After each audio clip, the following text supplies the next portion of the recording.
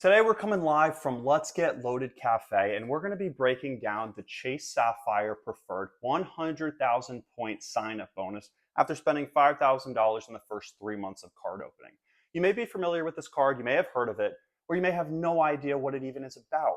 We're going to break down which people this credit card makes sense for, whether or not you've been on the fence or are hearing about it for the first time now, what you can do to act on this incredible best offer of the year, and how to actually use these points for redemption to make your money go further, because let's be honest, right now, we're all feeling a little bit less loaded. Let's get into the review, credit card critic Colin style, and let's see who it makes sense for and how we can be a little bit more loaded at the end of this video. Let's get into it. Let's start with the juicy stuff. This 100,000 point offer from the Chase Sapphire Preferred in cold hard cash, $1,000. Through the Chase Travel Portal, which we're going to talk about in a little bit, $1,250 in value. And when we use expert mode, which I'm going to break down because I still have some friends who aren't utilizing the transfer portal through Chase, Dave, and we want to make sure that we're actually knowing how to do this so that we can get outsized value by moving our points to partners like Hyatt and get $2,000 or $3,000 in redemption value. You're going to want to stick around until the end because I'm going to show a real use case of points that I've just transferred that you could also redeem with this sign-up offer and still have a number of points to play with. For starters, the Chase Sapphire Preferred earns point multipliers in a number of different categories. The biggest one is within the travel portal within Chase at 5 times points back on all travel, hotels, and flights within the Chase portal. Additionally, the Chase Sapphire Preferred earns 3x back at restaurants, whether dine-in or takeout, and then 2% back at all other travel outside of the Chase portal. So think of things like Uber, Lyft, tolls, parking garages. 2x back when they're categorized as the correct thing within the credit card system or within the issuer. Lastly, the Chase Sapphire Preferred earns 1x back on all other purchases. One of the very unique things about the Chase Sapphire Preferred is that every year on card anniversary, you get a 10% boost on the points you earned in the prior year. So effectively, you're getting a 10% boost on your purchases in each of those higher earning categories. So for example, restaurant spend, instead of 3%, you can almost think of it as 3.3%, which makes it go a little bit further than you would ordinarily think. One thing to note about the Chase Sapphire Preferred is that it has a $95 annual fee. And before you say, whoa, I am absolutely avoiding any card that has an annual fee over $45. Well, you're in luck, because effectively, we can think of the Chase Sapphire Preferred as having an annual fee effectively of $45 a year, because you have a $95 annual fee for this card, but each year we get a $50 statement credit when you use that card towards hotels in the Chase Travel Portal. So if you buy a $200 night at a hotel through the portal, you're effectively going to be paying $150 because of that statement credit. You just need to be making sure you use it every single year. And if you're like me or most people, I think you're probably taking at least one trip a year and staying in a hotel. So effectively, we can think of the annual fee as $45. And if you say, I don't want to be a Chase fanboy, I'm not a Chase fanboy, and I don't want to keep this card long term, that's also okay.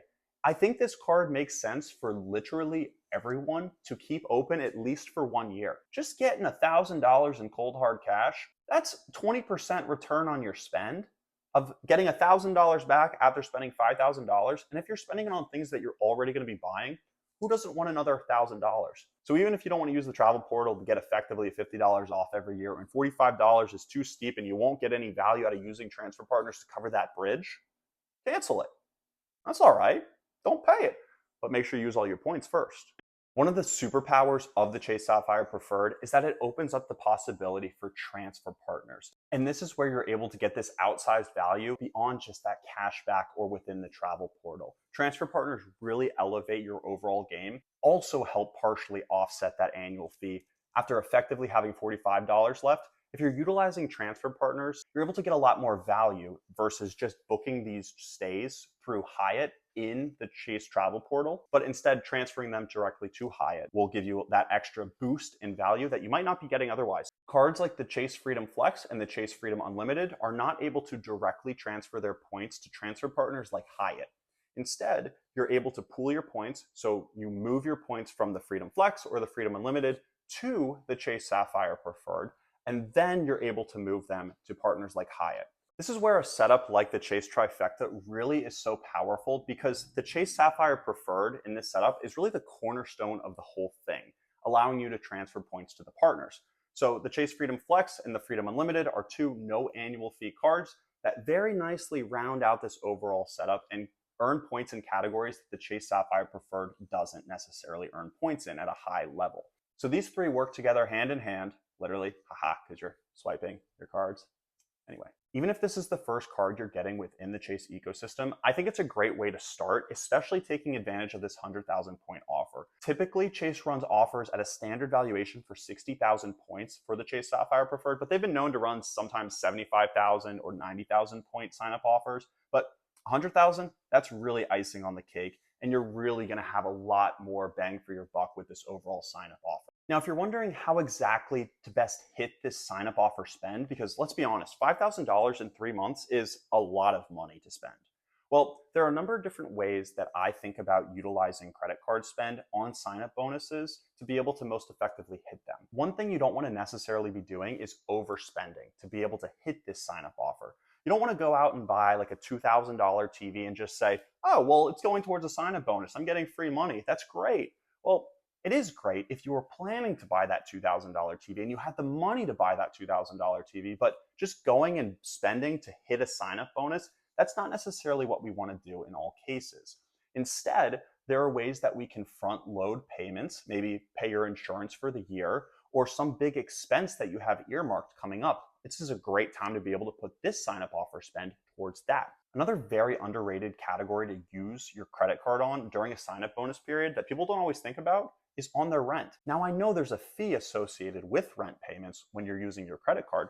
However, comparing that to spending $2,000 on something you don't need, taking, say, a $50 hit in a fee 3 times to hit this sign-up bonus when you wouldn't organically hit it is a great way to be able to make sure you maximize the return on this offer, to be able to capture this $1,000 in cold hard cash, $1,250 in the travel portal, and then upwards of $2,000 at a minimum at times by utilizing partners like Hyatt in this example that I'm going to show shortly.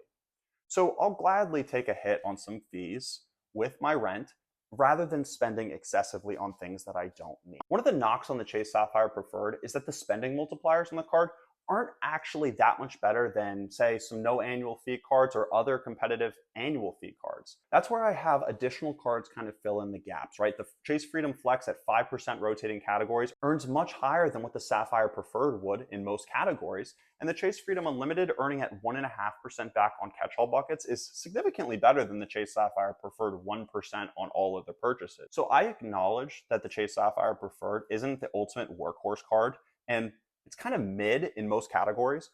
So what I really only use it for are for restaurant purchases when the Chase Freedom Flex or the Discover It card don't have 5% back at restaurants, because it gives me the 3.3% when you take into account that 10% anniversary point bonus. The other time I use it is within the travel portal. Some are pro travel portal, some are against it. I would say the Chase travel portal is relatively good. I'd say it's a step above the Capital One portal, but it's still not always as easy to use as going, say, directly to American to book your flight. And what I see happening in my own experience is that they tend to run out of basic economy flights pretty quickly.